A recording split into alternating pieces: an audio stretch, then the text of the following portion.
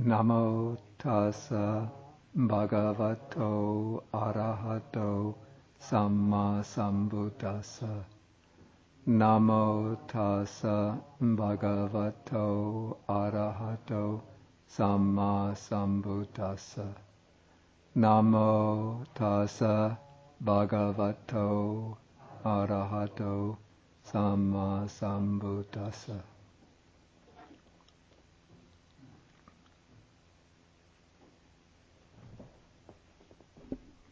First, I'd like to wish everybody a happy and healthy New Year.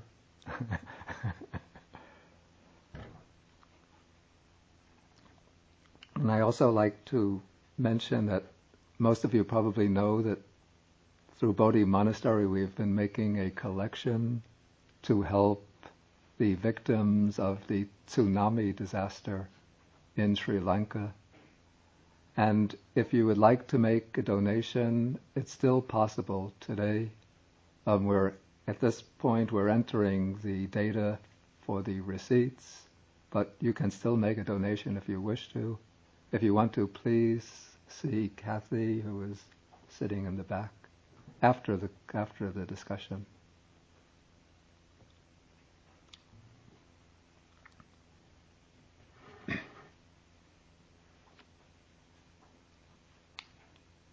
Okay, this morning, Master Renshin gave me the responsibility of speaking about the true Dhamma, and he gets all the credit for teaching the lively Dhamma. So I'm supposed to teach the dull, boring, true Dhamma. I'm not allowed to tell any jokes, write any poems.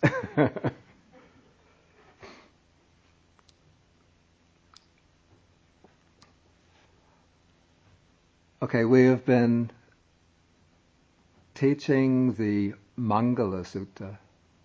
This is one of the discourses of the Buddha included in the Sutta Nipata. And last time I started the sutta, the last class, which was in December. And so before we continue, I'll just give a resume of how the sutta begins. Those of you who are following the series along with the book, the Sutta Nipata,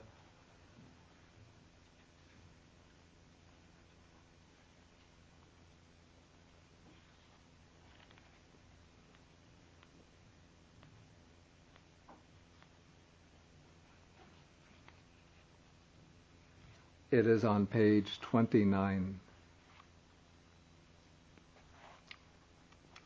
Okay, the sutta opens when a deva is a deity, a divine being, comes down from one of the deva worlds in the middle of the night, comes down to the Jeta's Grove, the monastery established by the wealthy householder Anathapindika for the Buddha. The deva descends in glory, shedding light over the whole monastery, comes down in the presence of the Buddha, bows down to the Buddha, and tells the Buddha a problem that has been obsessing the minds of the gods as well as human beings for a long time. That wishing for their well-being, their safety, their security, they have long considered what constitutes true blessings, true, what is translated here is true auspicious performances. And this deity asked the Buddha, tell us what is the highest, the supreme, auspicious performance, or what constitutes the true source of blessings, the true cause of blessings. And then the Buddha, in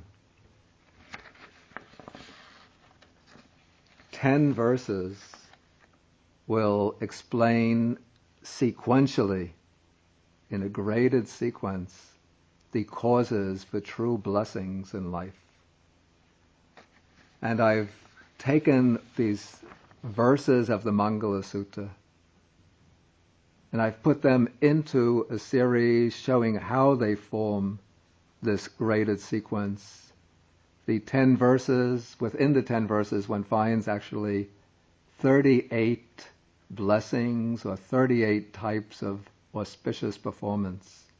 And so I've grouped them into these different categories as they unfold in the course of the discourse. And you see that this forms a very, very beautiful, very, very carefully designed structure or sequence. And we begin with what I call orientation. And that is in the verse that I explained last time, verse number 2. Not to associate with foolish persons, to associate with wise persons, and to venerate or to honor those who are worthy of veneration. Okay, so these 3 blessings, these, I say, constitute the conditions for discretion. Discretion, this is a word which means, you could call this practical wisdom. It's wisdom in knowing how to make the right decisions in life. The wisdom how to discriminate, to distinguish what is good from what is bad, what is right from what is wrong, what is truly valuable from what is just superficially attractive, what has a glittering surface, but inside is empty, hollow. And so at the very outset of following this graded course to true wisdom, we have to develop this faculty or capacity for discretion. Because if we're going to carry our way through life, carry on through life successfully, and not only within one life, but from one life to the next through many lives, the most precious asset we can bring with us is this capacity for right moral judgment, this faculty of discretion. If we lack this faculty of discretion, it's very easy to go along the wrong path. Even among those following Buddhism, it's very easy to be hoodwinked by many deceivers who are out to pass off false Dhamma as true Dhamma, to pass off superstitious practices as wholesome practices. So one has to develop a capacity for correct judgment. And the Buddha always emphasizes that one has to be able to judge for oneself, not just depending blindly upon external authorities. But while one is still a spiritual infant or spiritually developing in an early stage, just as the child can't go out and earn its own living but has to depend upon the help, the assistance of the parents, so we have to depend upon the guidance of the right type of person. So we avoid associating with the foolish. And by associating here it means subordinating ourselves to foolish persons, serving them, treating them as guides.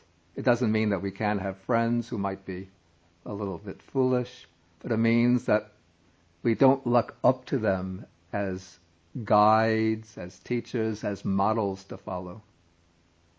And instead, when we choose our proper friends, our models, our guides, we look to wise people, to those who already have this faculty of discretion well established within them, those who embody higher virtues, higher wisdom, qualities like kindness, compassion, and who are able to point us along the right path in life. And then we should venerate those who are worthy of veneration. In the Buddhist tradition, above all, that means venerating the Buddhas, venerating the Aryan Sangha, the Sangha which constituted by the noble persons, and venerating wise, enlightened teachers. Okay, so this covers or summarizes what I already covered. Now we come to verse number 3 of the sutta. And this verse, in my understanding, is concerned with, once we have this orientation by cultivating the conditions for discretion, now we have to establish secure foundations. This is establishing certain other inner and outer requisites for success in life.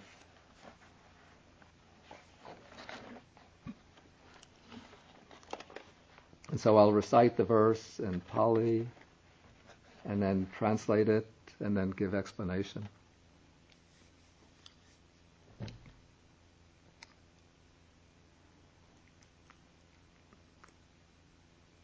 Pati rupa de savasocha pube chakata punyata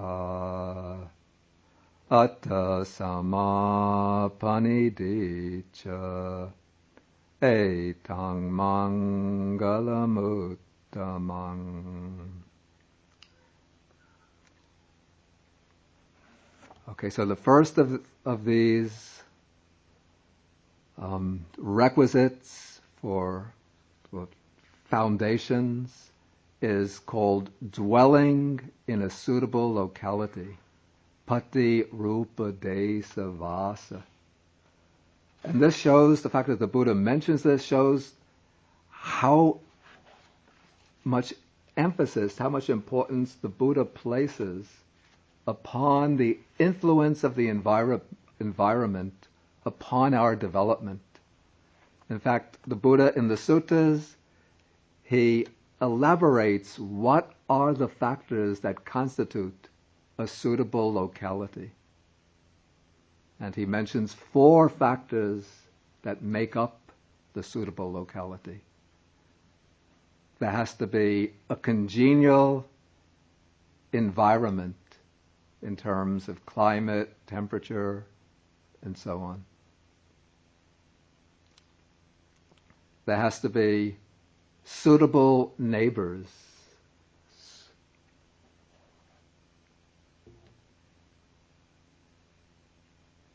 There has to be suitable food. And there has to be suitable Dhamma. Okay, there has to be a suitable climate. And when we consider the situation in the world, in America, we take our climate for granted. But if you just look out in the world, you see in so many countries, people spend so much of their time just struggling against the climate. Even you consider the tsunami, it's not an everyday affair in these countries that were hit. Generally, Indonesia, Sri Lanka, southern Thailand have quite pleasant climates. But still, these are parts of the world which are prone to disastrous conditions. In Africa, in sub-Saharan Africa, often there are droughts for long periods. Other parts of the world, in the far north, Siberia, one spends so much of the year fighting against the cold. And so to have a relatively mild climate, change of seasons, I can't say that today is exactly an endorsement for the wonders of the American climate, but in the U.S. we have a fairly pleasant climate. Okay, then to have second factor is an abundant supply of different types of food. Okay, this is one of the most important things in life. In fact, one of the essential factors in life is food, that all beings live, subsist on food. The Buddha says if there's one thought that leads to disenchantment, to dispassion, it is the idea that all beings subsist on food. And in the animal realm, the beings in the animal realm spend their entire life always, their one obsessive thought is always to find food. You look at cows, what are the cows doing all the time, and horses? Always they're eating all day long. The dogs and cats, they sit around all day long, somewhat bored, just waiting for the one mealtime in the day to come along. And so food is such an important consideration. And for human beings too, in countries where there is a lack of sufficient food, dearth of food, shortages of food, or lack of nutritious food, food becomes a momentous concern. It's just the thought, the obsessive thought that keeps one preoccupied all day long. I even had this experience myself. In my first years as a monk in Sri Lanka, I was living in a small village temple, and I didn't yet know about going on alms round. Because in that temple, the monks didn't go on alms round. It's not done customarily in Sri Lanka. And the one food that was served there was just rice. For the morning, it was just a light porridge. The young monks there, they think if you add more water to the porridge, you get more rice. You get more of it, so you get a fuller meal. And the lunch was a meal basically of rice with a light curry on the side. This is a dal of lentils, just with water. And if you add more water to the lentils, you get more of the dish. And once in a while, as a special benefit, you get a banana. That's the either a special treat once a week or so, one banana.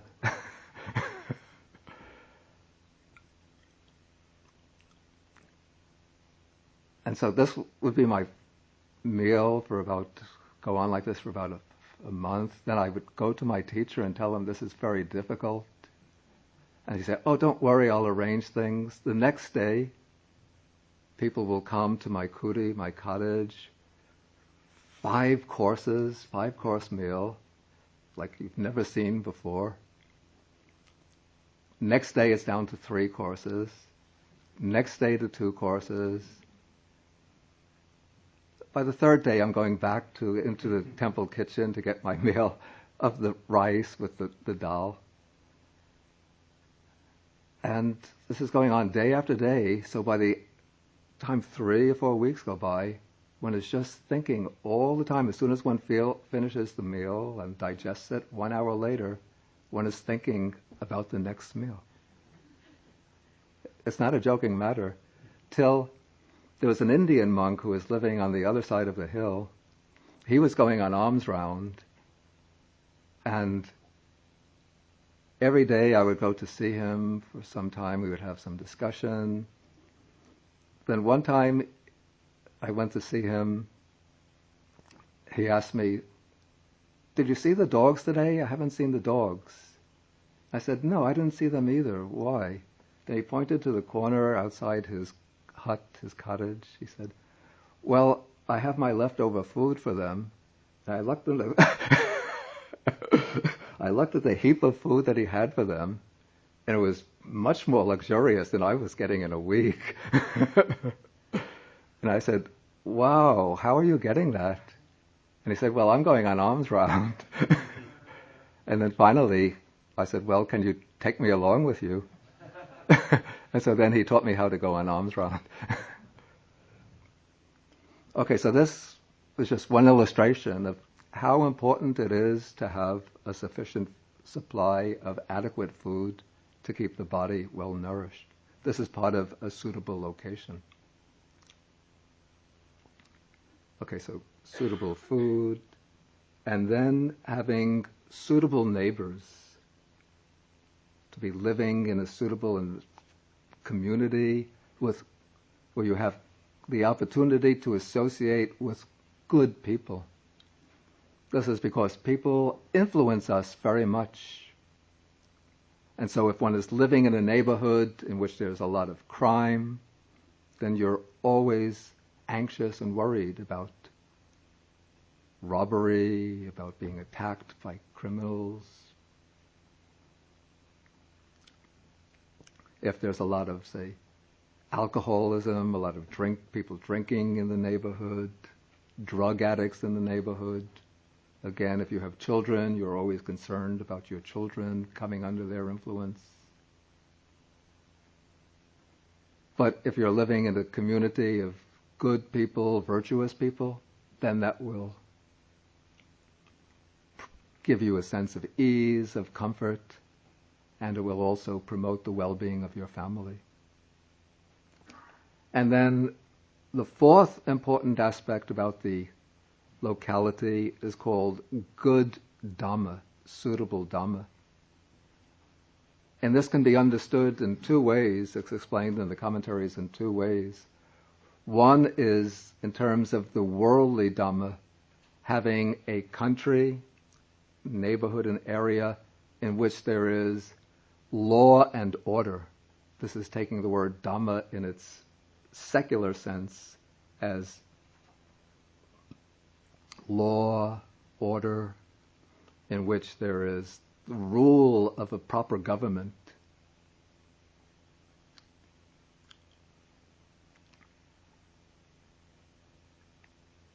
Especially it will be a country, an area in which the people in the government themselves embody virtuous qualities and can serve as a model, an example for the people in the country.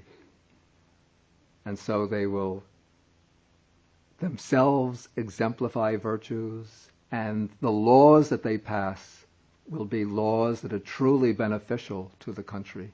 They will not be draconian laws, oppressive laws, laws that exploit the country, that exploit the people for their own benefits.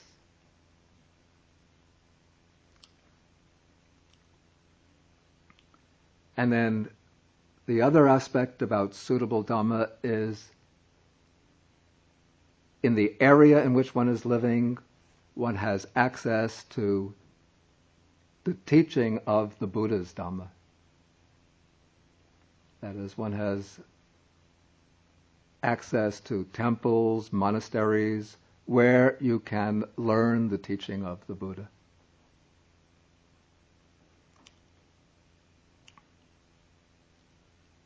Okay, so these are all factors which go together to make dwelling in a suitable locality. To sum up, you're dwelling in a place in which there's a suitable climate, congenial climate. You have sufficient supply of food and other material requisites. You have a good community, good neighbors, and you have a society which is governed by law and order, and in which you have access to Buddha's teachings.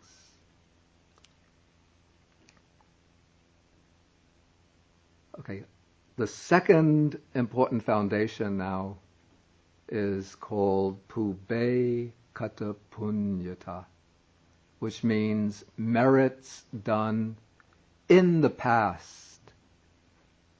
This means that for successful achievement in this life, one has to have brought along with one meritorious accumulations from earlier lives.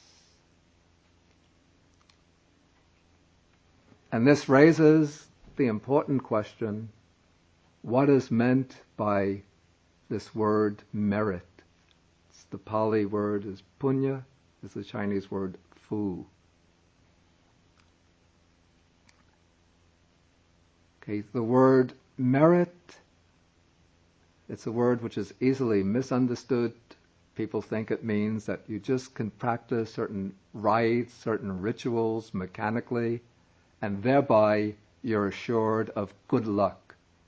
You go into the temple, you bow down a few times before statues, you recite certain mantras, or you perform certain sutras. You don't even know what you're reciting, and thereby you recite them a certain number of times, 10 times, 100 times.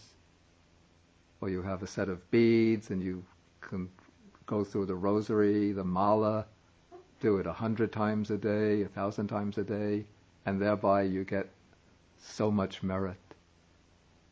But the word punya actually means, literally, it's that which cleanses and purifies the stream of the mind.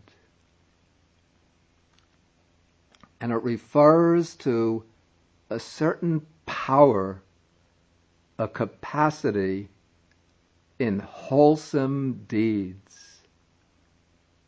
The power, the capacity of wholesome deeds to produce beneficial results for oneself within the course of samsara, within the course of birth and death.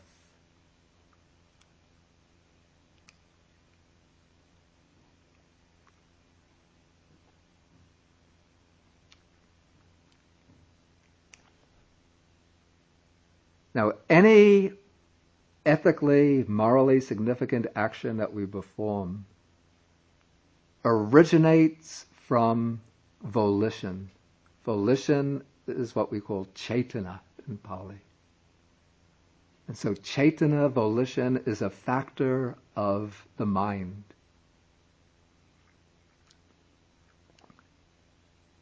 And when this volition is accompanied by clear understanding, by the force of intention, then that volition will have a certain impact upon the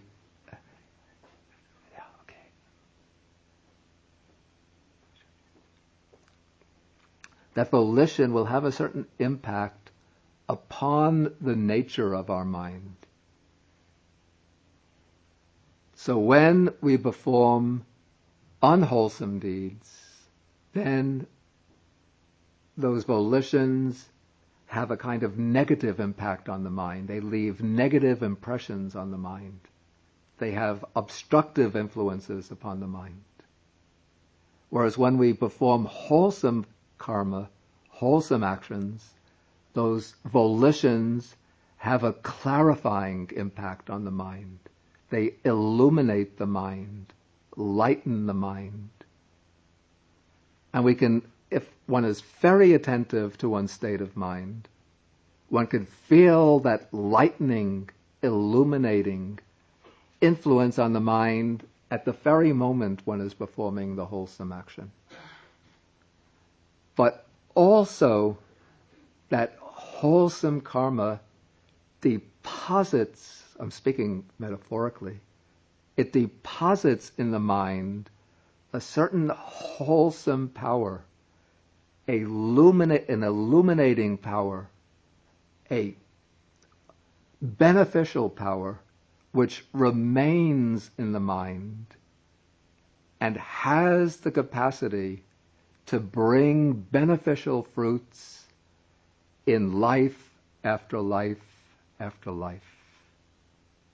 And it is through our wholesome actions that we acquire this merit, and it is this merit which serves as the basis for achieving all of the basic goals that human beings take to be desirable. Why is it that some people, for example, are wealthy, others are poor. It's because they have accumulated meritorious karma leading to wealth. Why is it that some people have long lives, others short lives? The ones who have long lives have accumulated the meritorious karma leading to a long life. Why is it that some people have radiantly good health all the ways through life, never have to see a doctor even if they live to be 100? Others have to see doctors for one illness after another illness. They're always ill, one thing after another. They don't have that meritorious karma. Some people are very beautiful, lovely.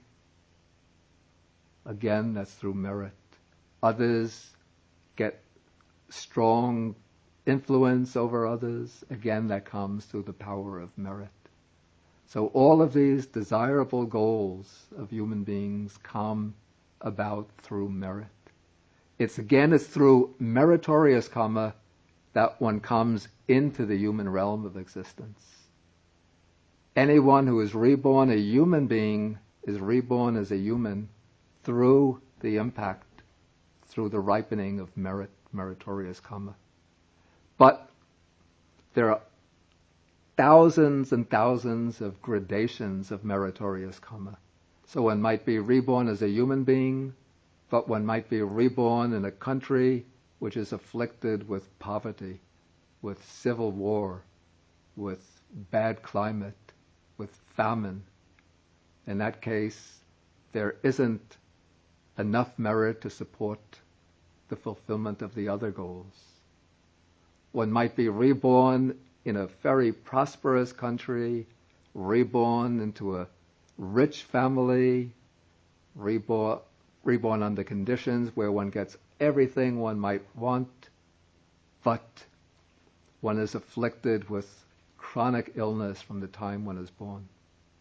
Again, one has many types of meritorious karma, but something is deficient. Again, it's through merit that one comes into contact with the Buddha's teaching. It's through performing meritorious deeds connected with the Buddha Dhamma that we are able to come into association with the Buddha Dhamma. So, when one goes for refuge to the Triple Gem, that is a meritorious deed. That is a meritorious deed that connects one to the Buddha's Dhamma, so that life after life, one is able to meet the Buddha Dhamma.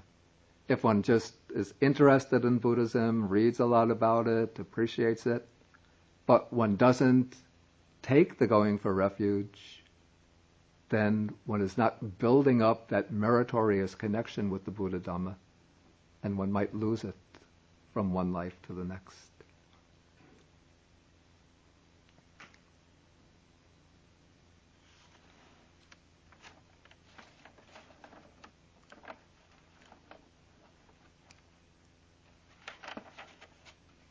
The Buddhist teachers, at least in the Theravada tradition, have enumerated, we call 10 bases of merit.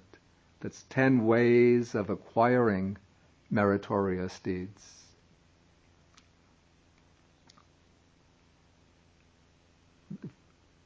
The first one is giving, or generosity. I'm just going to enumerate them, not to explain. The second is undertaking precepts, virtue, moral virtue. The third is bhavana, meditation. The fourth is reverence, that is showing respect to those who are worthy of respect. The fifth is service, so that those who do, for example, volunteer service for monastery or for other Buddhist organizations are acquiring meritorious karma that will be beneficial to them in future lives.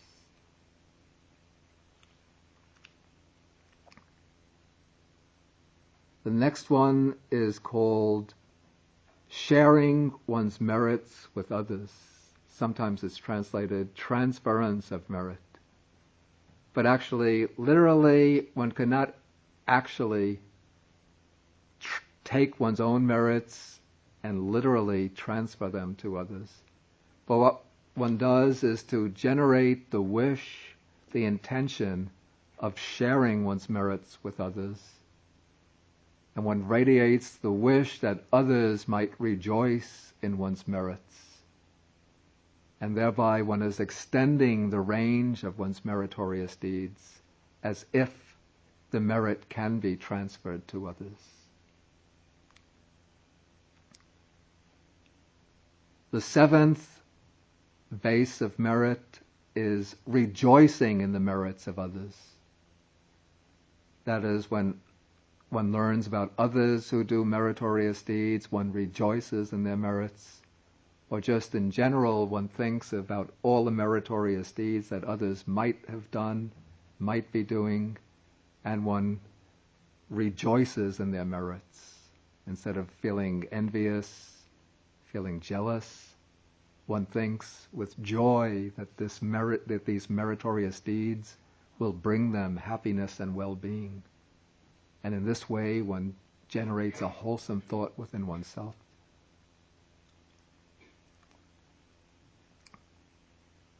The eighth base of merit is listening to the Dhamma.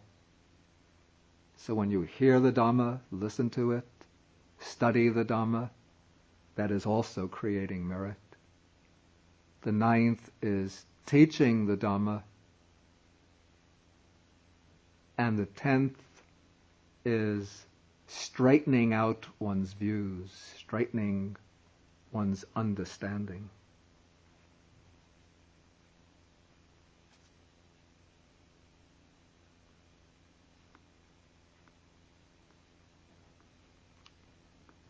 And this is studying the Dhamma with the aspect of gaining wisdom and practicing insight meditation in order to come to understand through direct experience the real nature of things.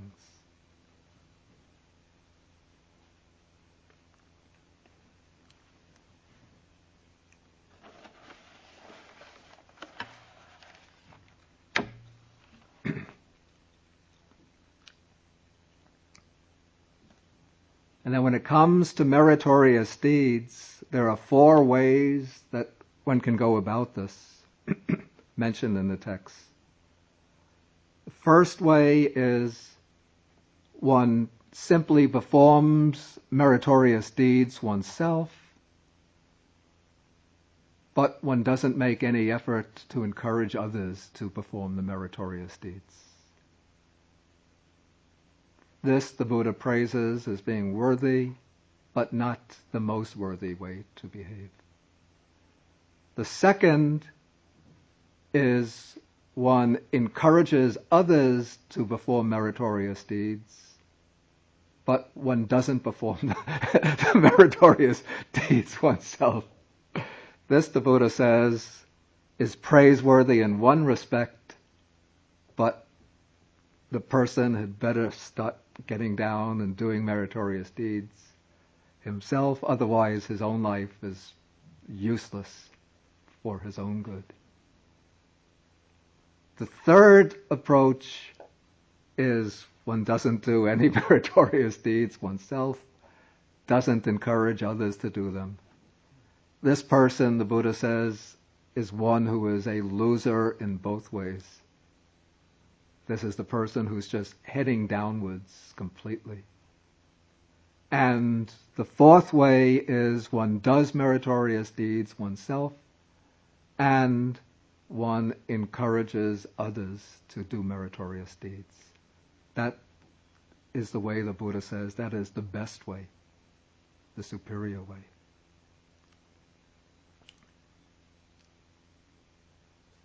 Okay, so merit done in the past life, in our past lives, this provides an important supporting condition for well-being, and happiness in this life.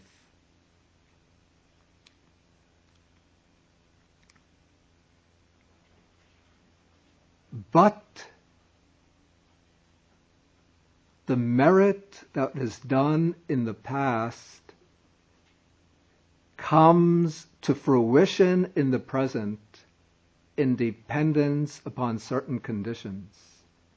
It's like a power stored up in the past, somewhat like the power in an electric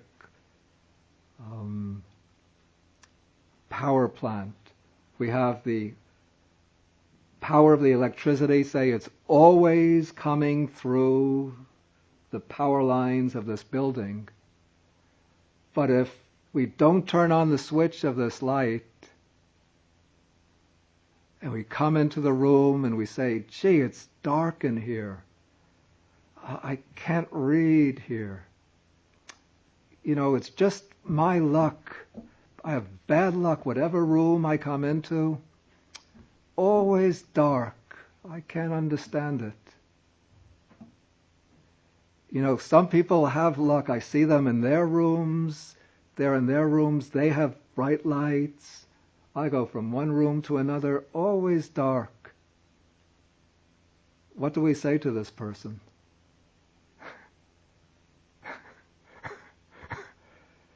The power is there. You have to make the effort. Turn on the light. Or it's like a few weeks ago, I was sitting in the library there. My library, very cold, working with my computer, thinking it's really cold here. Everybody else is in their room. They're all comfy and warm. And fortunately, Venerable Shinsheng comes in, walks over to the heater, turns it on.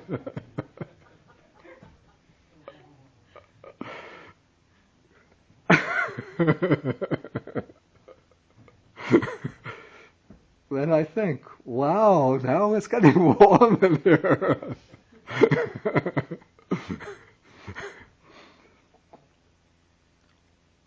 Okay, so to get the power of that merit, one has to make the effort. And to start to make the effort, one has to begin with setting oneself on the right course. This is called right resolution of the self. Atta sama panidicca.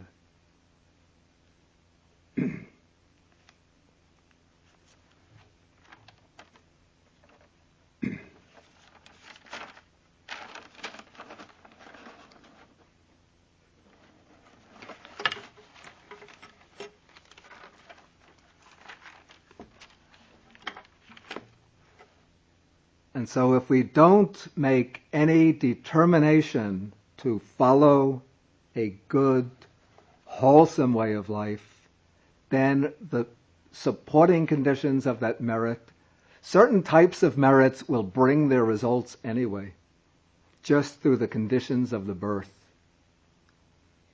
For example, many people are born in affluent countries, born into wealthy families, born under, and they always meet success in life. That's because they have some very powerful meritorious conditions, which are just bringing their results anyway. Or else they're making the effort, but it's an effort which it's helping that karma to mature, even though they might not be creating new meritorious karma in this life. But what we have to do is to direct our will, our volition, our intentions in a way which will help the merits from the past to mature and also enable us in this life to be able to create new meritorious conditions for future lives. So I mentioned the 10 ways of meritorious karma just before, the 10 bases of merits. So we should make the resolution, the determination to follow those 10 ways of meritorious action.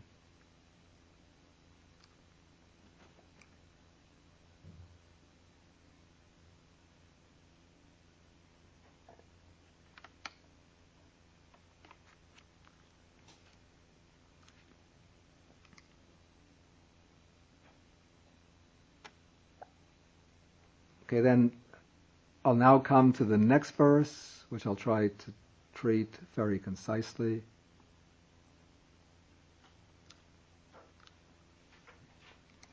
This is verse number 4.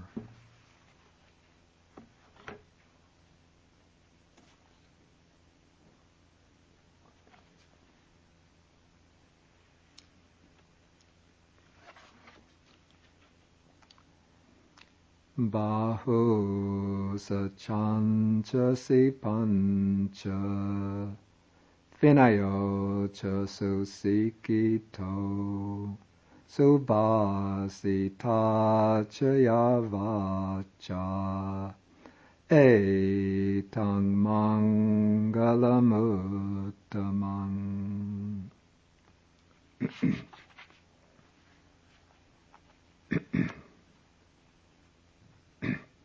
Okay, this verse I call the verse dealing with preparations.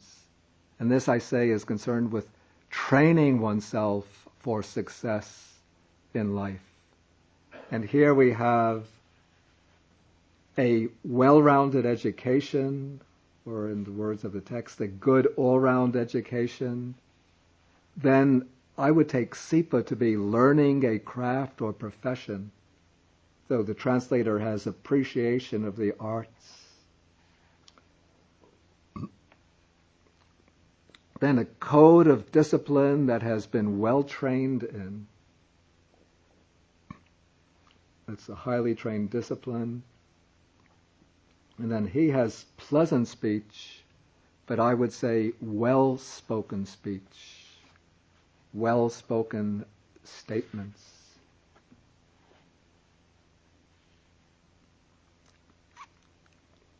Okay, so now once one has the proper orientation through a sense of discretion, once one has these secure foundations, one has to prepare oneself in life by getting a well-rounded education. Here the Pali word bahusacca means literally listening too much. So since in the days of the Buddha, people learned by listening. So one would listen to many teachings, one studies whatever field one specializes in, one learns deeply, thoroughly and broadly, but one tries to get as broad an education as one can before one specializes. So one has a broad mind, just not a very narrow and specialized mind. Then, in order to be able to earn one's living in life, one has to learn a certain profession. In the days of the Buddha, most people were either in agriculture, or those who were professional people earned their living through a craft. And so they became craftsmen. They would study a craft under a master. And so the word for craft is almost the same for the word for an art. Just as we have in English the word artisan, which was originally a type of artist, but then comes to mean a craftsman. Then comes a code of discipline that has been well trained in by many and that has proved itself to be a viable code of discipline, one that has stood the test of time. And the text uses the word vinaya here. Usually vinaya is understood to mean the code of discipline for monastics. But I understand that this part of the sutta has a much broader range than simply the monastic order. So I take this to be vinaya in the widest sense, that code of discipline which all followers of the Dhamma should adhere to as the minimum. And that would be the 5 precepts to abstain from killing, stealing, sexual misconduct, false speech, and the use of intoxicants. I will have occasion to elaborate on these later in the course of the sutta. And then well-spoken speech. This is a factor upon which the Buddhist texts put a lot of importance, because even though speech is just one faculty, but it plays such a tremendous role in human life. If one considers how many arguments, disputes arise through human speech, how many lives have been injured and hurt through falsehoods, through lies, and how much benefit can arise when people use their faculty of speech for healing divisions, for speaking the truth, for communicating what is of value and benefit to others.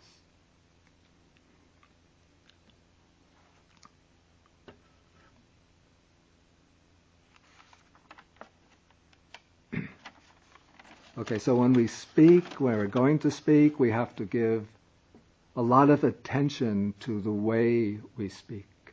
And so the Buddhist texts lay down certain criteria that we should bear in mind before we speak, when we're considering speaking. And we have to really train ourselves to be able to incorporate these criteria into our minds and use them as guidelines for speech. Otherwise, we chatter and chatter without saying what is really meaningful. So these criteria are: first, when we're going to speak, our statements should be true, not false. Then, when we're going to speak, our speech should be gentle, not harsh and bitter.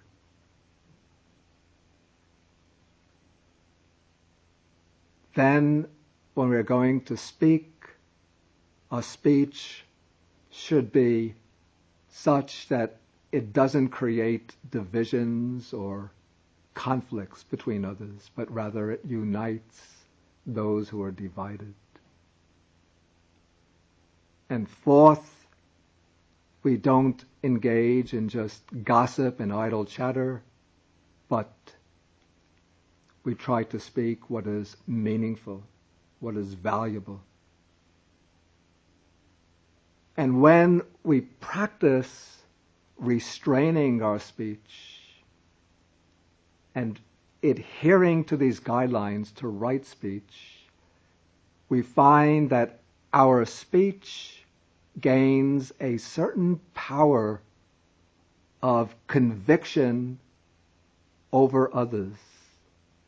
This is, I call this almost a magical or magnetic power of speech. People who like to chatter, chit-chat all the time, gossip, their speech, when they speak, it doesn't have any drawing power. Other people listen, but their speech just comes in one ear, goes out the other, or it bounces off the first ear, doesn't even go into the mind and out the other ear. But when one practices restraining the speech, then the mind builds up a certain power of silence. And that power of silence in the mind is able to, in a sense, drift down to the vocal cords, so that when one does have to speak, the speech will have a compelling power, a convincing power, which of course one should use for the good and benefit of others, not just to win friends and influence people.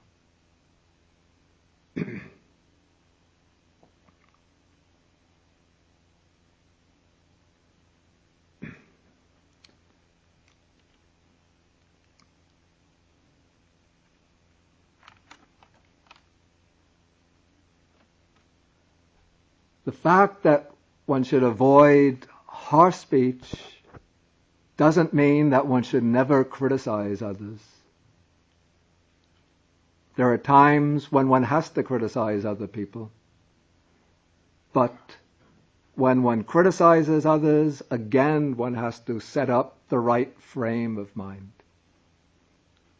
And what I like about the Buddhist texts is that they always enumerate the factors for any particular situation. So we have these very neat numerical lists. I don't like to bore you with lists, but it's useful to have things enumerated. Bop, bop, bop. Okay, when one has to criticize another person, then this is the way one does it. First, one has to consider, is my criticism going to be true or false? That is, say one has heard something about another person, that so-and-so has done this. Before one pulls up the other person to criticize him, we have to find out, have you really done this? Even though the Buddha is said to have been omniscient, when other people would make complaints to the Buddha about a certain monk, the Buddha will say, tell Venerable so-and-so to come see me. The messenger will come, call that monk in front of the Buddha. The Buddha doesn't begin right away by criticizing that monk, but the Buddha will say to that monk, say it's Ananda, Ananda, so-and-so Revata has said this about you. Is this true? The Buddha himself will ask that monk, is it true? So one has to be sure that one is criticizing the person on true grounds. Of course, if one has seen it for oneself, then one doesn't have to get verification from others. Okay, then, when one is going to criticize, one has to set up in one's mind the thought of loving kindness or compassion towards that person, so that one doesn't have anger or hatred in one's mind.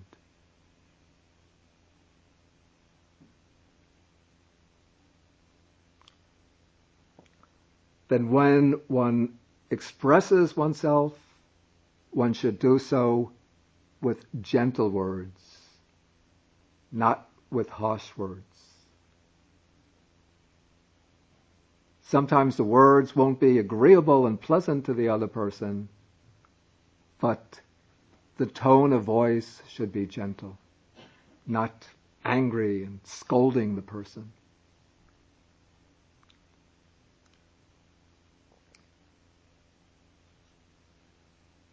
Then one has to be sure that what one is going to say to the person must be beneficial to the person, useful.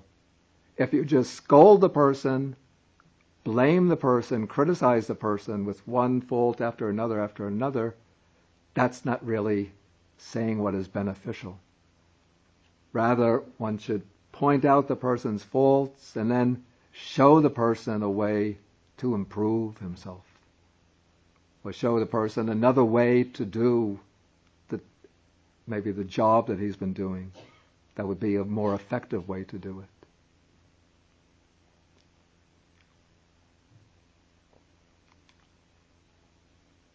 And then the fifth standard that one has to set up in one's mind in speaking to the person is to speak at the right time.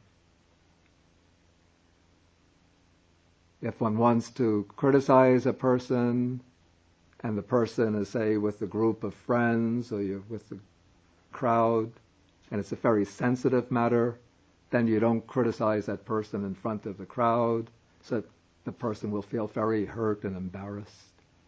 But rather, you wait till you get the person alone, and you could speak to him privately, speak to her privately.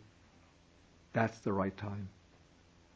Or say the person is, maybe your son or daughter is about to go off to take final exam at school, and you have to criticize that your son or daughter for some mistake done in the household. Don't criticize just before the son or daughter goes off to take the final exam, because that will disturb the child's mind, and then the child can't concentrate on the exam and won't do well. wait till the child comes home after taking the exam, then let everything loose. Okay, so that will be my presentation for this afternoon. I thank you all for your attention, and may the blessings of the Noble Triple Gem be with you all. We share the merits. Akasata chabumata deva nagamahidika punyantang anumoditva chirang rakantu sasanang. Akasata chabumata deva nagamahidika punyantang anumoditva chirang rakantu desanang. Akasata chabumata deva nagamahidika punyantang anumoditva chirang rakantu mang parang. Etavata chamehi sampadang punya sampadang sabbe devanumodantu sabba sampati siddhya. Etavata chamehi sampadang punya sampadang sabbe bhutanumodantu sabba sampati siddhya. Etavata chamhehi sampadang punya sampadang sabbe satanumodantu sabba sampati siddhya.